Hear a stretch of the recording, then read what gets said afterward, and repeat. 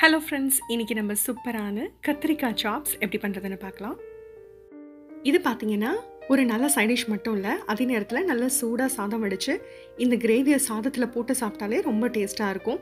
இதை தவிர இது சப்பாத்திக்கும் நம்ம சப்ஜி மாதிரி யூஸ் பண்ணலாம். இந்த மாதிரி ப்ரிப்ரேஷன்ஸ் பண்ணும்போது கத்திரிக்காய்கள் எல்லாம் ஒரே சைஸில் இருக்கிறது ரொம்பவே நல்லது. அதே நேரத்தில் இந்த கத்திரிக்காய் சாப்ஸ்க்கு பார்த்திங்க அப்படின்னா நீளமான குட்டியான கத்திரிக்காய் யூஸ் பண்ணுவாங்க. நான் குட்டியாக கிடச்ச இந்த கத்திரிக்காய் யூஸ் பண்ணியிருக்கேன்.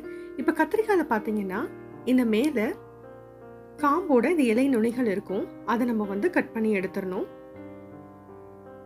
இந்த ப்ரிப்பரேஷனுக்கு நம்ம காம்போடு தான் போட போகிறோம். அதனால இந்த இடத்துல நம்ம ரிமூவ் பண்ணிவிட்டு காம்போட நம்ம போட்டுடலாம். அதே மாதிரி இந்த கத்திரிக்காயில் பார்த்தீங்கன்னா பூ மாதிரி வெட்டணும். இப்படி கைகளில் வச்சு கத்திரிக்காயை வெட்டாதீங்க, இது சேஃபே கிடையாது. பூ மாதிரி வெட்டும் போது கத்திரிக்காய்களை நல்லா ஃப்ளாட்டாக போர்டில் வச்சுட்டு அதுக்கப்புறமேட்டு திருப்பி கொடுத்து வெட்டுங்க. இதுதான் சேஃபான மெத்தட். இப்போ உள்ள திறந்து பார்த்தோன்னா நமக்கு பூச்சி எதுவும் இருக்கான்னு தெரியும். க்ளீனாக இருக்குது. இதை அரிஞ்ச உடனே தண்ணியில் போட்டு வச்சிடலாம். அப்போ தான் கத்திரிக்காய்கள் நிறம் மாறாது. இப்போ இதுக்கு தேவையான மற்ற இன்க்ரீடியன்ஸ் பார்த்துடலாம். ஒரு நல்ல பெரிய வெங்காயம், ஏன்னா வெங்காயம் தான் இதில் நல்ல டேஸ்ட்டு கிரேவி கொடுக்க போகுது. அரை தக்காளி போதும். அப்புறம் 1 இன்ச் அளவுக்கு இஞ்சி, 2 பல்லு பூண்டு எடுத்திருக்கேன். இதை தவிர அரைச்சிக்கிறதுக்காக ஒரு 4 துண்டு இந்த மாதிரி தேங்காய் சில் எடுத்திருக்கேன். 1/4 டீஸ்பூன் முழு ஜீரகம், 1/4 டீஸ்பூன் சோம்பு, 1/4 டீஸ்பூன் கசகசா, இதெல்லாம் சேர்த்து துணி தண்ணியில் ஊற வச்சிடலாம். முதல்ல ஒரு பேனில் டீஸ்பூன் எண்ணெய் சேர்த்து இந்த மேல் தோல் லேசாக கலர் மாறுற வரைக்கும் இந்த கத்திரிக்காய்களை வணக்கி எடுத்துக்கலாம். சிம்முக்கு கொஞ்சம் ஜாஸ்தி வச்சு இந்த மாதிரி மூடி போட்டு நம்ம குக் பண்ணோம்னா ரொம்பவே சீக்கிரமாக இந்த தோல் வதங்கிடும். உள்ளுக்குள்ளே வதங்கணும் வேகணும்னு அவசியம் கிடையாது. இந்த மாதிரி லேசாக தோலில் கோல்டன் ப்ரௌன் ஆனதுக்கு அப்புறமேட்டு இந்த கத்திரிக்காய்களை ஒரு பிளேட்டில் போட்டு ஆற வச்சிடலாம்.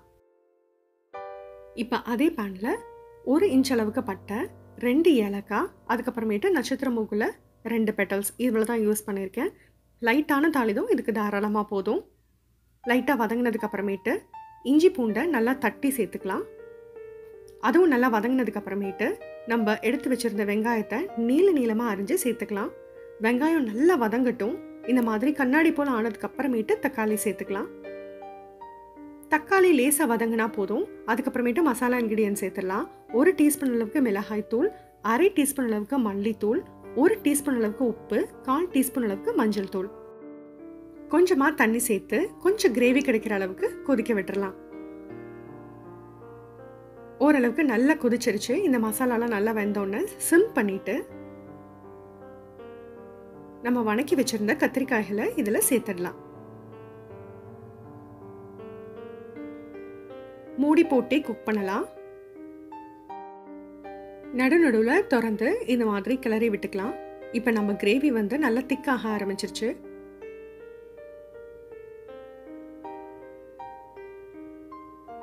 ஓரளவுக்கு கிரேவி நல்லா திக்கானதுக்கு அப்புறமேட்டு நம்ம ஊற வச்சிருந்த தேங்காய், கசகசா, ஜீரகம், சோம்பு இதெல்லாம் போட்டு விழுத கொஞ்சம் கொஞ்சமாக தண்ணி சேர்த்து நல்ல மையான பேஸ்ட்டாக அரைச்சி இதில் சேர்த்துக்கலாம்.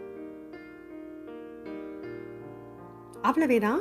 இதுக்கப்புறமேட்டு ஓரளவுக்கு மீடியம் ஃப்ளேமில் வச்சு இதை கன்சிஸ்டன்சிக்கு கொண்டு வர வேண்டியது தான். எல்லா கத்திரிக்காய்களையும் நல்லா கோட் பண்ணி மூடி போட்டு வேக விடலாம். இந்த அளவுக்கு எண்ணெய் தெரிய ஆரம்பிச்சதுக்கு அப்புறமேட்டு சிம் பண்ணிடலாம்.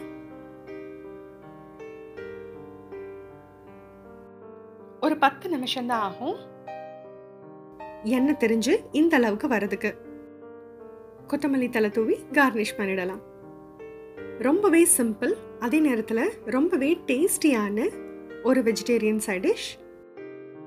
ட்ரை பண்ணி பார்த்துட்டு எப்படி வந்ததுன்ற கமெண்ட்ஸை எனக்கு கண்டிப்பாக ஷேர் பண்ணுங்கள். தேங்க்யூ.